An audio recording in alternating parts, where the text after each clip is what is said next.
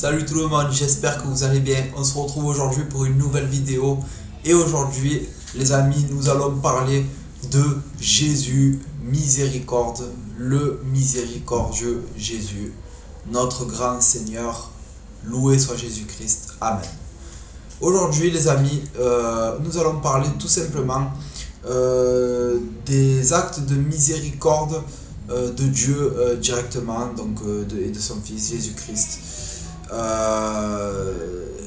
Je vais vous démontrer que dans cette vidéo que même un assassin, un persécuteur et même un incroyant peut avoir la miséricorde de Dieu si bien sûr il se repent.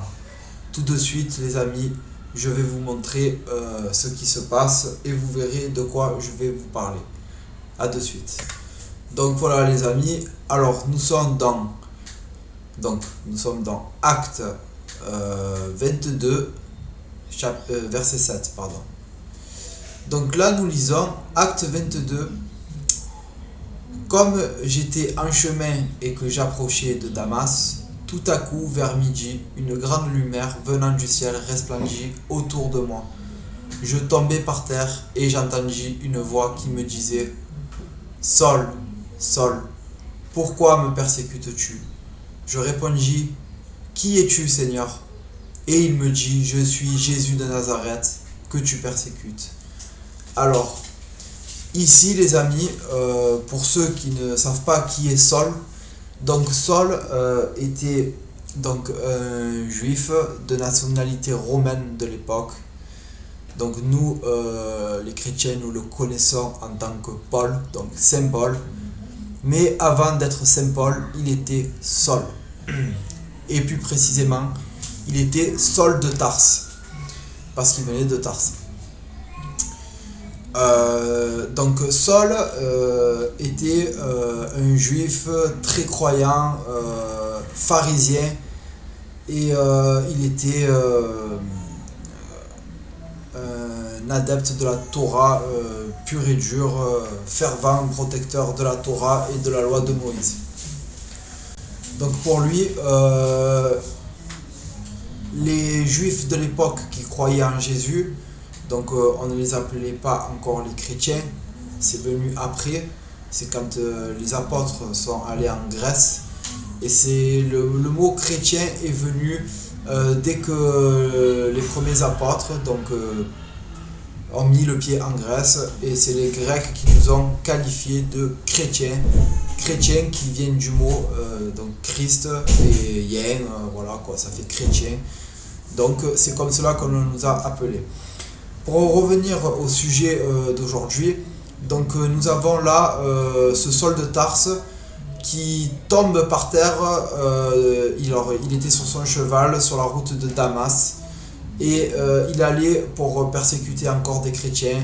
Il savait que Pierre était à Damas et il voulait aller persécuter encore et toujours des chrétiens, parce que pour lui et pour tout le reste des juifs de l'époque, nous étions des blasphémateurs de Dieu, nous étions des impuretés et tout ce qui peut qualifier de gens. Nous étions comme des païens alors que nous ne sommes pas du tout des païens. Donc là nous voyons un Saul qui tombe et qui perd la vue tout à coup. Alors là c'est pas marqué, mais moi je connais l'évangile donc je vous le cite. Donc Paul, voilà comment ça s'est passé, tombe de son cheval, il tombe par terre, il perd la vue, et tout d'un coup le Christ lui apparaît et le Christ lui dit « Saul, Saul, pourquoi me persécutes-tu » Alors bien sûr là Jésus était déjà crucifié, il était déjà mort, il avait déjà ressuscité, il était déjà dans toute sa gloire, il n'était plus sur terre. Mais quand Jésus dit « Pourquoi me persécutes-tu » sachez les amis que quand on persécute un chrétien, on persécute le Christ directement. Et ça, c'est pour ça que nous chrétiens, nous disons que le Christ est en nous et nous sommes dans le Christ. Car du moment donné où nous croyons en Christ, que nous prenons notre communion, que nous vivons à travers sa parole et que nous lui faisons confiance. Le Christ est en nous et nous sommes dans le Christ. Et là, Jésus dit donc, je suis Jésus de Nazareth que tu persécutes. Et là, les amis, j'aimerais vous montrer quelque chose. Donc, c'est dans Timothée, chapitre 1, verset 13. Donc, c'est toujours Saul donc, qui parle ici. Mais sauf que cette fois-ci, il s'appelle Paul. Voilà, parce que dû à sa conversion au christianisme, dû à sa conversion au Christ, plus précisément, moi qui étais auparavant un blasphémateur, un persécuteur, un homme violent, mais j'ai obtenu miséricorde parce que j'agissais par ignorance dans l'incrédulité. Ce qu'il faut savoir, c'est que Paul, donc Saul, a persécuté et tué le premier chrétien qui était Étienne. Étienne, qui revendiquait sa foi en Jésus, donc s'est fait lapider en plein Jérusalem, devant les remparts de Jérusalem. Étienne s'est fait lapider. Pour ceux qui ne savent pas ce que ça veut dire lapider, à l'époque c'était à coups de pierre, donc à mort à coups de pierre dans la rue, comme ça, laissé pour mort. Donc Paul a participé à la lapidation de Étienne et en a fait le premier martyr chrétien.